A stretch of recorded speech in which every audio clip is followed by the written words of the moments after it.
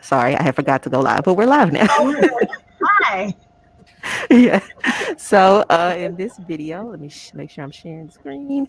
We're going to be discussing 4th grade Unit 8, Treasure Island, and this is Lesson 6, The Apple Barrel. All right, so the core text for this lesson is Chapter 4, What I Heard in the Apple Barrel, and students are reading this text to cite details from the text when explaining what Jim learns about Long John Silver and when making inferences about Silver's intentions for the voyage. We have two lesson components, 45 minutes of reading, where they will be introducing the chapter, reading chapter 4. They'll have a discussion and then do some word work on the word predicament. And then in 45 minutes for language, they're going to go over relative pronouns and grammar, prefixes and roots and morphology, and the teacher will be introducing these spelling words. All right, so I'm going to kick it off with the reading. Here is a cub, and I say a cub, not the cub, because there aren't really any formative assessments for reading here. So, and to be able to, you'll see a lot of variation depending on what the teacher wants to do with those discussions. So for our note, we have students will know what Jim learns about Long John Silver. They will understand Long John Silver's intentions for the voyage and be able to cite details from the text when explaining what Jim learns about Long John Silver by discussing inferential and evaluative questions. All right, so for our reading component, this one we do have an actual formative assessment, which is activity page 6.2. And on this activity page, students are going to be answering some open-ended questions using complete sentences, restating the question in their answer whenever possible. So hopefully that's something teachers have taught them to do prior to this point in the school year. And they'll also need to cite evidence from the text and the page numbers where they found their evidence.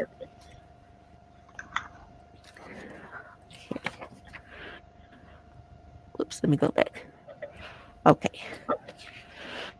So for the actual lesson itself, this teacher will spend 5 minutes introducing the chapter, telling students that they're going to read chapter 4. In this lesson, they'll follow their same routine of having students use the table of contents to find the chapter, let them know to reference 108 and 109 in their reader that tells them about what the inside of the ship looks like, and also those activity pages that refer to the different nautical terms. Hopefully they have an anchor chart of that somewhere in their classroom as well. And then the teacher should also go over the vocabulary. For reading the chapter itself, which is number 2, you should see the two groups. There should be a teacher group, which they should have established ahead of this lesson, so not just randomly pull in students that they want to work with. And then the remainder of the students hopefully are doing this independently or maybe in pairs, or teacher might have them in small groups. All right.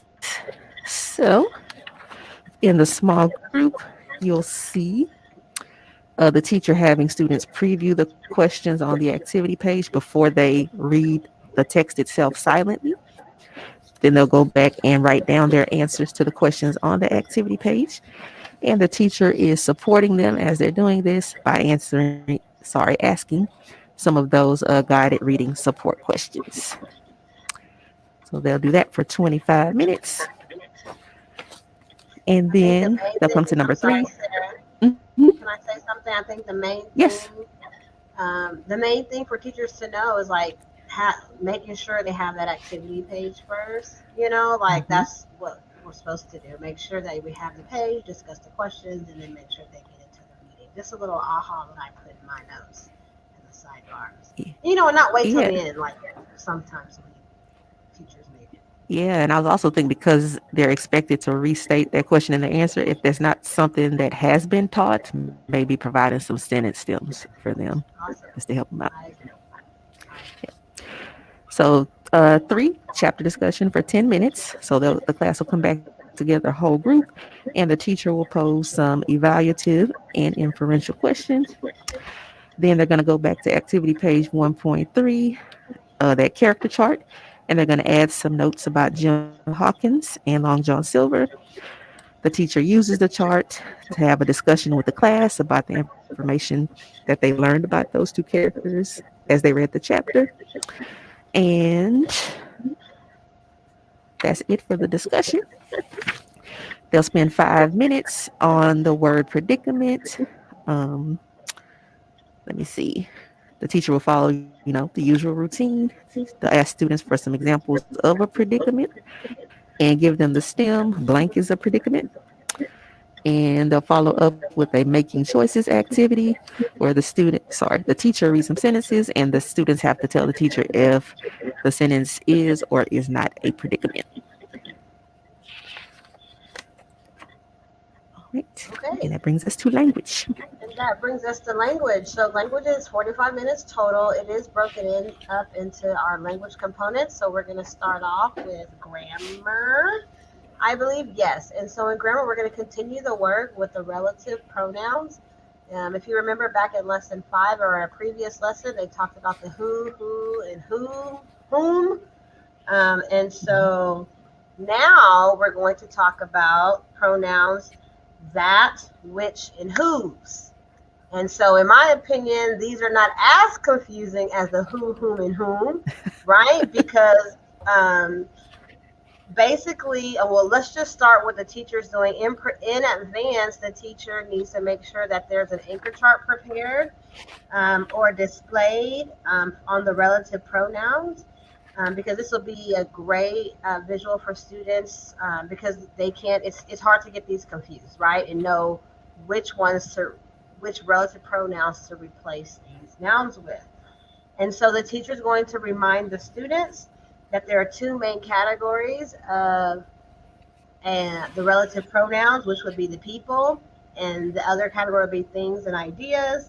And then off the bat, the teacher is going to check for understanding from that previous lesson and ask the question about the whom, and whose, and just see if the kids are retaining that and remember the previous lesson. So off the bat, you start off, the teacher is going to refer to the anchor chart and pose a check for understanding. So ensure that you do that because that is from prior learning. And then the teacher is going to go into, so this lesson, like I said, a lot of things have to be prepared in advance. So lots of sentences that should be written on the board. The sentences are indicated in the reader, in the curriculum guide, which sentences that you're using to identify your relative pronouns, substitutions for that, which, and whose. So the teacher will display the sentence on aloud or on the board. Visuals are good, so I would say on the board as well.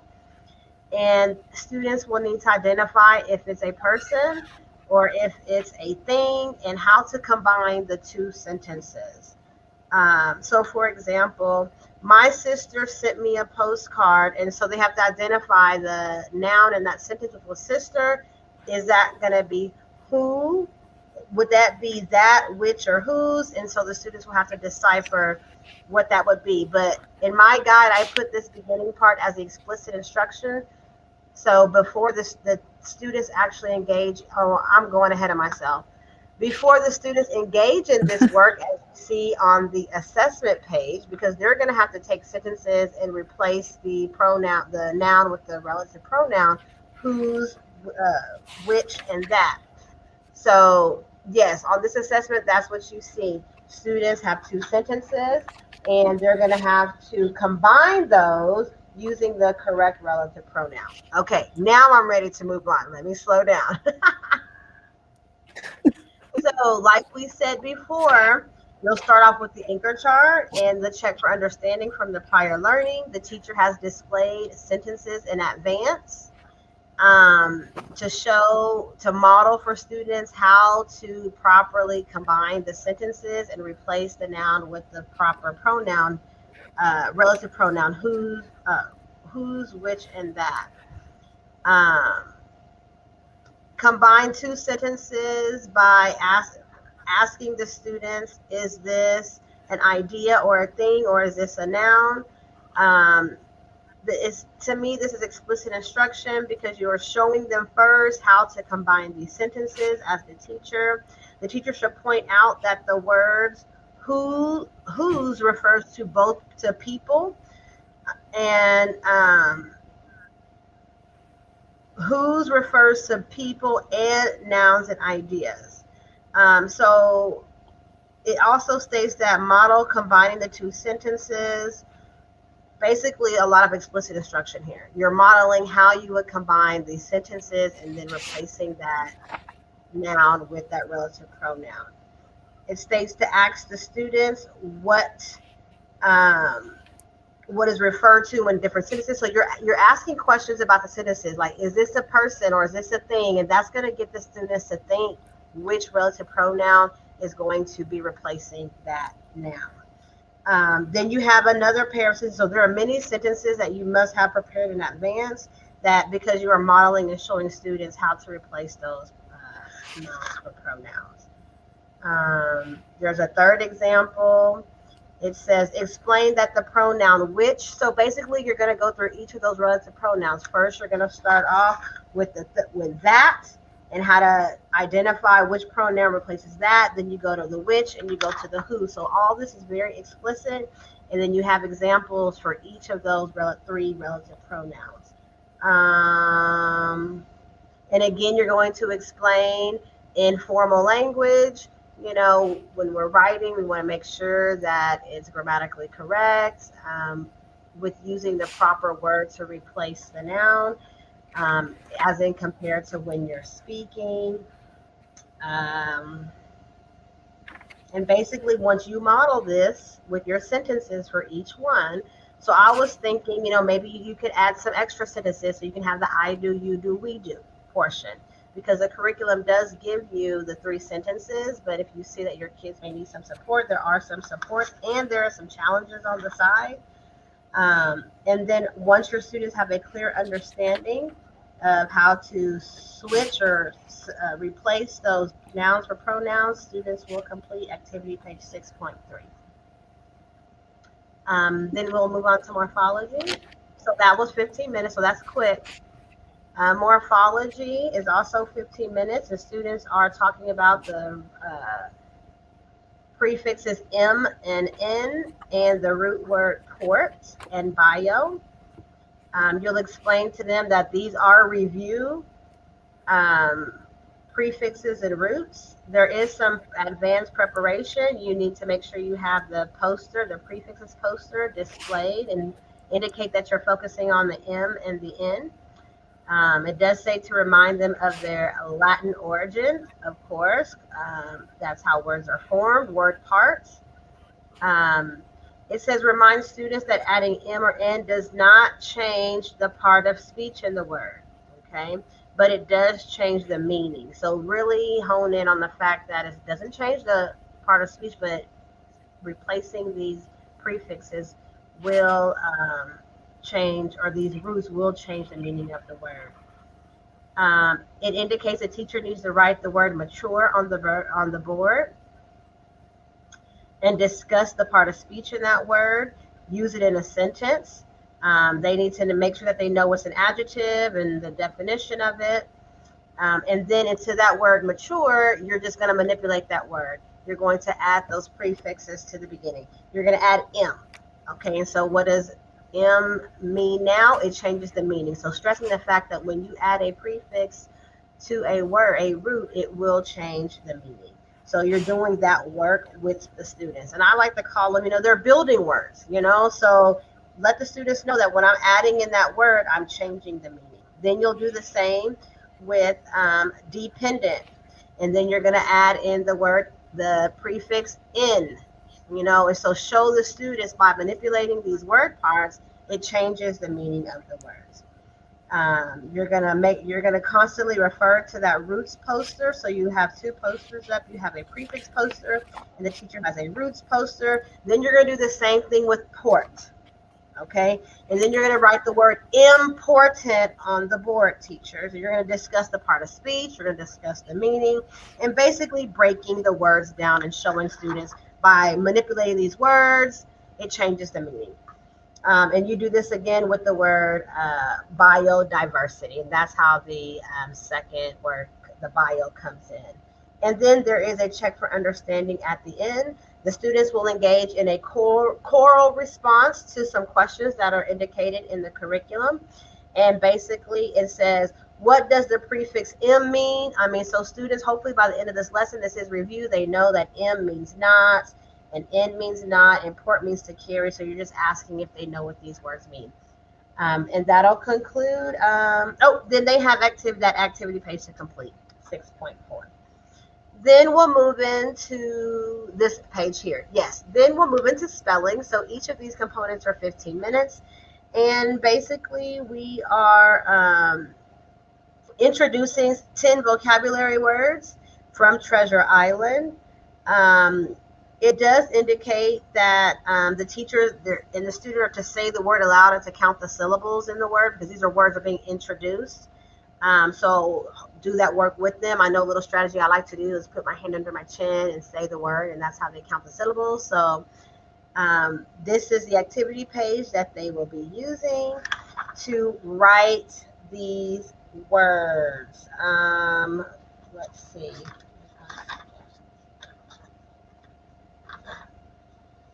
And what they're doing is they're simply putting these words in alphabetical order.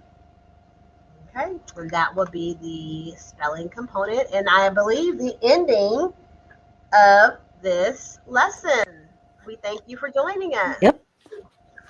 All right. Thanks for watching. We'll see you in the next video. Until next time.